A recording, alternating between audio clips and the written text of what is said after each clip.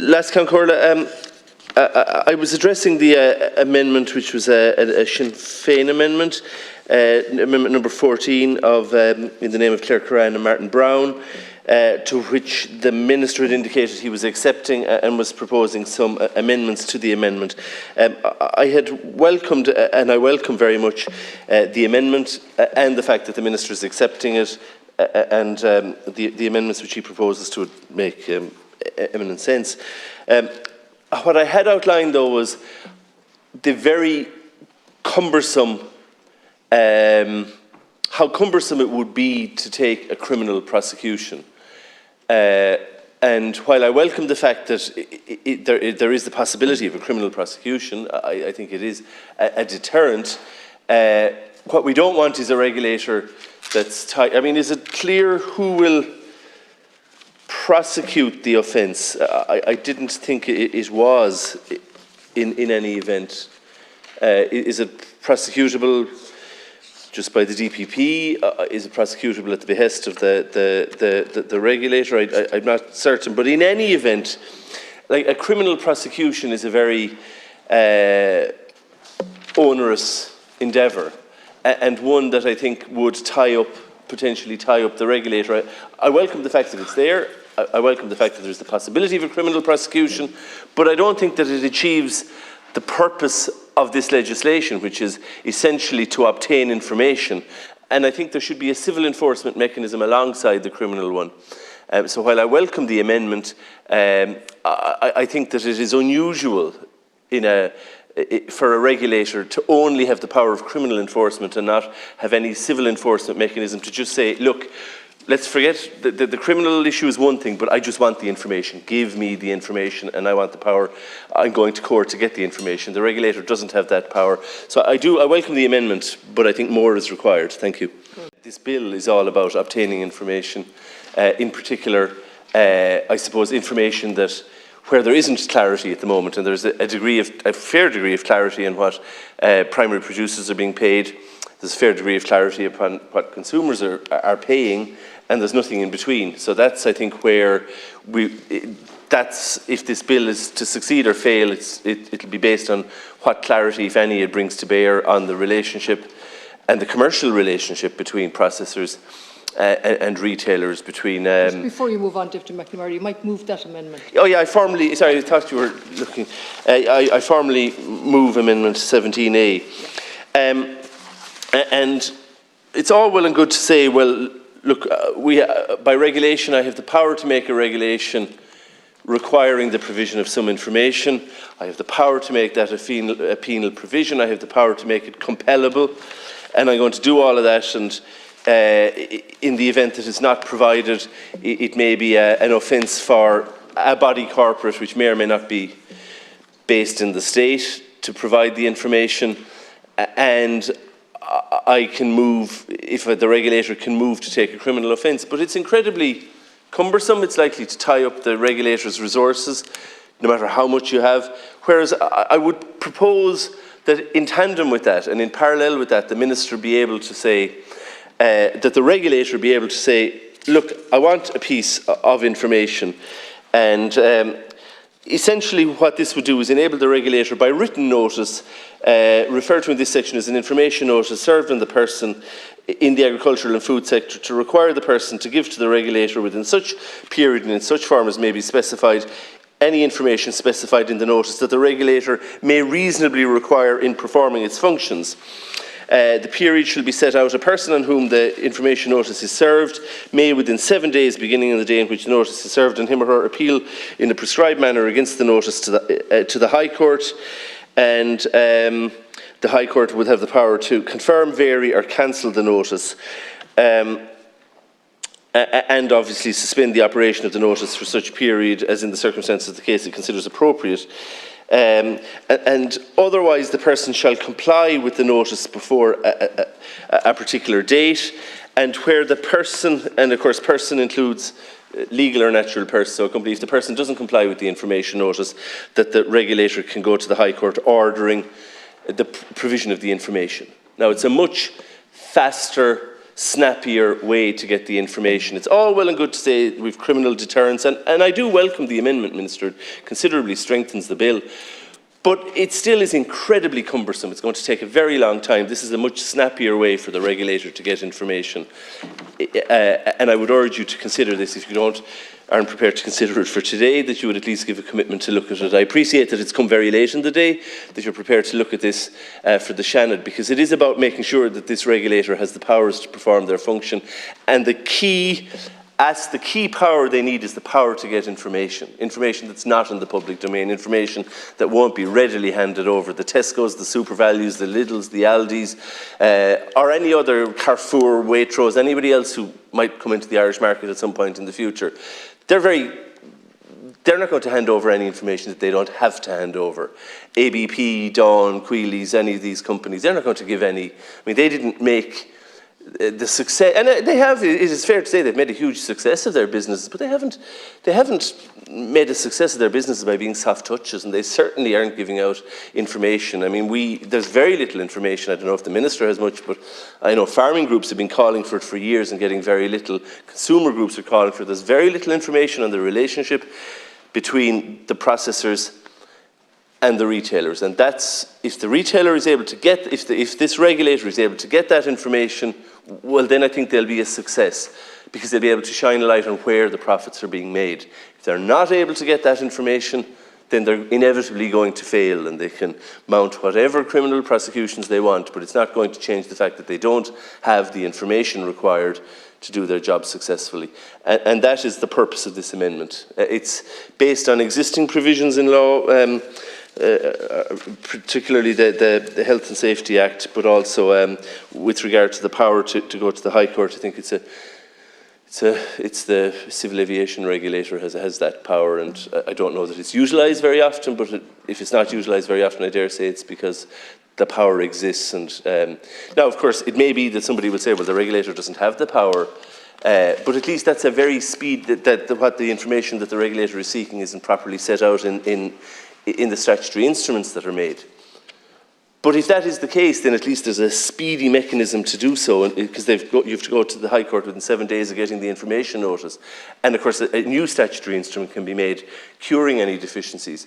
Whereas what the Minister is, what is accepted at the moment is a cumbersome criminal prosecution that will trundle on, as criminal prosecutions have to ensure fair procedures, due process, and all the rest of it for years, and then maybe find out that there was some inadequacy in the statutory instrument. So, Minister, just to reiterate, it's a snappy way to get information. It doesn't criminalise anybody. But it would give the regulator the power to get the information. I believe that they need. I think we all believe that they need information. That's why the office is being set up. So I'd urge you to accept the amendment, or at least look at it further. If you're not going to accept it today, at least give an undertaking to look at it further in the Shannon. Thanks to Deputy McNamara and to Deputy Healy-Rae for their contributions and logic and rationale around this particular motion or amendment. So listen, I mean, I have looked at it, but listen, we've given this a lot of thought before as well, and I understand what your amendment is seeking to achieve, Deputy McNamara, but it is something which the bill already provides for, as you pointed out yourself, to be able to be done through regulation. Because it is important that they do have the capacity to be able to empower the regulator to be able to access information as appropriate. But I do believe, and I've made this clear from the start, that the best way to do that is through the regulatory powers, the regulation powers, which this bill provides the Minister to be able to do. And the benefit from that point of view as well is that can be, those can be adjusted over time if necessary as well, to ensure that they're appropriate in relation to making sure that the regulator is as effective as possible and has the powers and capacities necessary to be able to do their job and to fulfil their purpose. So listen, bottom line, I understand the merits of your motion, but what I'm saying to you is the bill already provides for it. It will be covered by regulation, and it's already covered and accommodated in the bill. Thanks. I simply don't see how a regulation has to have some principles and policies to be success. To further whoever makes the regulation, presumably the Minister. to stand over in court if it's challenged. And I mean, yes, the power to seek information is a general power, and that was, I think, strengthened by the most recent amendment, which, in fairness to you, Minister, you did accept, the Sinn Féin amendment. But that doesn't in any way mean that there's an enforcement mechanism if the information isn't provided. And that's what I've been harking on about since the start of report stage, which was 3 sessions ago, that it's all well and good to say, yeah, we have the power to look, by regulation, you'll be able to look for information. But it's what happens if you're not given the information. You know, there has to be a specific power to go to court to get the information, and there isn't, as far as I can see. There's the possibility of a criminal prosecution for a failure to adhere to the regulations, but that's a very slow, cumbersome process that I don't think is going to result in the fast transfer of information which the regulator will require to be successful. I mean, I put in a previous amendment that the beef factories would automatically have to provide a lot of information on a daily basis. That wasn't accepted. So now I'm at least saying that the regulator will be able to seek specific pieces of information, and that there be a process that if they're not provided with that information, that they can go to court and say, we want a court order to provide that information. I take the point that you're making in relation to the need for the capacity to be able to require information and for the regulator to be able to do that. But I am satisfied that the powers provided in this legislation to be able to do that by regulation will be strong enough and flexible enough as well, importantly, to be able to ensure that they can work efficiently and that the regulator can be empowered to be able to get the information that they need. There's also, you know, in relation to Section 80, obviously Section 80 2G, that very clearly provides the power for the Minister to be able to make regulations and provide for, through regulation, the collection of price and market information to address issues of lack of transparency and information asymmetry in the food supply chain. And also then, in relation to that, very significant penalties in place, very, very significant penalties if somebody does not comply with that. So, for example, a person who contravenes or fails to comply with the provision of regulations made under this section and that is specified in the regulations to be a penal provision, then in those instances they commit an offence and they're liable on summary conviction, first of all, to a Class A fine, or possibly also they're liable under B1 on summary conviction to potential imprisonment for a term not exceeding 6 months, as well as that Class A fine, or indeed on conviction or indictment to a fine not exceeding the greater of €10 million, or 10% of the aggregate turnover of the person in the financial year in which the offence was committed, or indeed to a term of imprisonment not exceeding 3 years, or indeed to both. So that is pretty heavy. And I mean, the objective of this legislation is to make sure that this is taken seriously and that the penalties, where it's not taken seriously, are indeed very severe. And I do believe, in terms of the provisions we have in place, that it achieves that. I have the last 2 minutes. So, Minister, you're repeating pretty much what I said at the start, that yes, there's a criminal enforcement mechanism, and that's the only thing you've pointed to, because there's a fine on conviction. So that's a criminal conviction. So the regulator is going to have to get into the business of mounting criminal prosecutions, maintaining criminal prosecutions. Now that's a very onersome, I can't, I'm just repeating what I said earlier, it's a very onersome process. And at the end of all of that, even if you get a conviction, it's going to take years, because criminal trials, particularly on indictment, take a very long time, and you're not going to imprison a corporation, and this is going to be directed at corporations. Yes, there's a possibility of substantial fines, but it is beyond reasonable doubt, with all of the protections that are afforded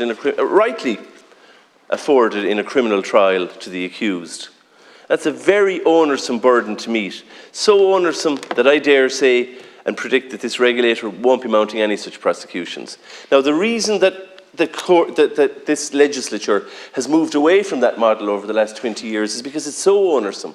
So in tandem and in parallel with that, in company law, in competition law, with regard to health and safety, with regard to, and by the way, the health and safety legislation also allows for criminal convictions. But there's also a power to seek information and a mechanism to enforce it if you're not provided with the information, which is a lot less burdensome, which is a civil enforcement system. And it is bizarre that you would set up a regulator, which is a civil entity, and not give it civil enforcement powers. It seems to me that that is designed to fail. I'm not saying you've designed it to fail or you want it to fail, but it seems to me that it is designed to fail. I'm sorry, I don't have much confidence in your department. I've said that to be a fair arbiter between producers and processors.